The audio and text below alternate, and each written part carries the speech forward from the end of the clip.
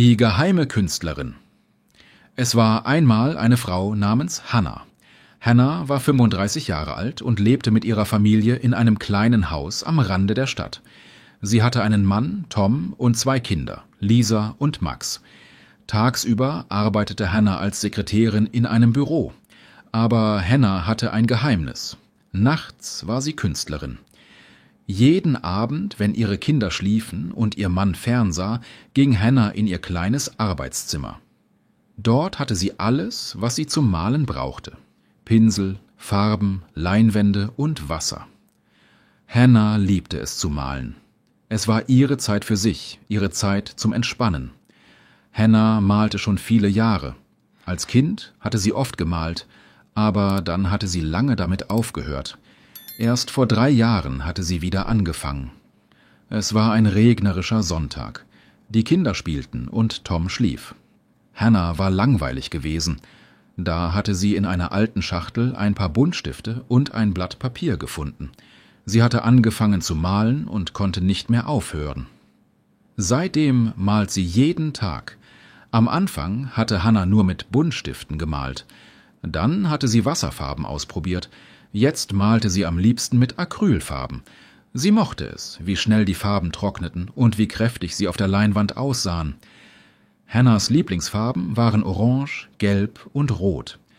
Diese warmen Farben erinnerten sie an den Herbst, ihre Lieblingsjahreszeit. Sie malte oft Herbstlandschaften mit bunten Bäumen und fallenden Blättern. Aber Hannah probierte auch gerne neue Dinge aus. Manchmal malte sie Porträts von Menschen, die sie auf der Straße gesehen hatte. Oder sie malte abstrakte Bilder mit vielen Formen und Farben. An diesem Abend wollte Hannah etwas Besonderes malen. Max, ihr Sohn, hatte bald Geburtstag. Hannah wollte ein Bild für sein Zimmer malen. Max liebte das Meer und alles, was damit zu tun hatte. Also beschloss Hannah, eine Meereslandschaft zu malen. Hannah begann mit dem Himmel. Sie mischte verschiedene Blautöne und malte einen hellen Himmel mit ein paar weißen Wolken. Dann malte sie das Meer. Sie benutzte dunklere Blautöne und fügte weiße Wellen hinzu. Am Strand malte sie gelben Sand und ein paar braune Felsen. Zum Schluss fügte sie noch ein paar Details hinzu: eine rote Muschel am Strand, ein kleines Segelboot am Horizont und ein paar Möwen am Himmel. Hannah war zufrieden mit ihrem Bild. Sie hoffte, dass es Max gefallen würde. Sie stellte sich vor, wie er es an die Wand in seinem Zimmer hängen würde. Vielleicht würde er jeden Abend vor dem Schlafengehen darauf schauen und von Abenteuern am Meer träumen. Als Hannah fertig war, räumte sie alles ordentlich auf. Sie wusch ihre Pinsel aus und verschloss die Farbtuben.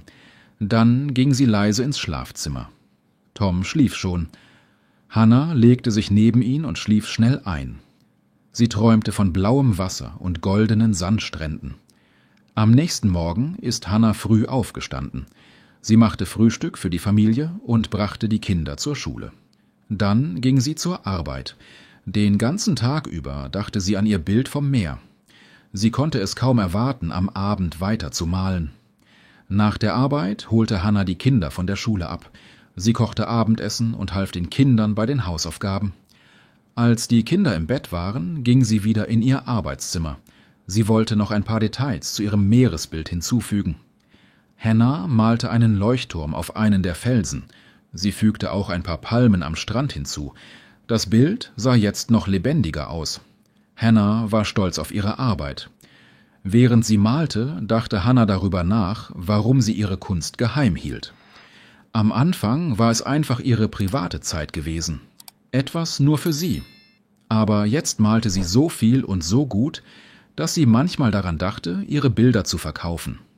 Einmal hatte eine Freundin eines ihrer Bilder gesehen und gesagt: »Hannah, du bist so talentiert. Du solltest deine Bilder verkaufen.« Aber Hannah war unsicher. Was, wenn den Leuten ihre Bilder nicht gefielen? Was, wenn niemand sie kaufen wollte? Außerdem genoss Hannah die Freiheit, zu malen, was sie wollte. Sie malte für sich selbst, nicht für andere. Sie musste sich keine Gedanken darüber machen, ob ihre Bilder sich verkaufen würden. Sie konnte einfach malen, was ihr Freude machte. In den nächsten Tagen arbeitete Hannah weiter an dem Meeresbild für Max. Sie fügte immer mehr Details hinzu. Kleine Fische im Wasser, Muscheln am Strand, sogar eine kleine Schatztruhe halb im Sand vergraben. Das Bild wurde immer schöner. Eines Abends, als Hannah gerade malte, klopfte es an der Tür. Es war Lisa, ihre Tochter.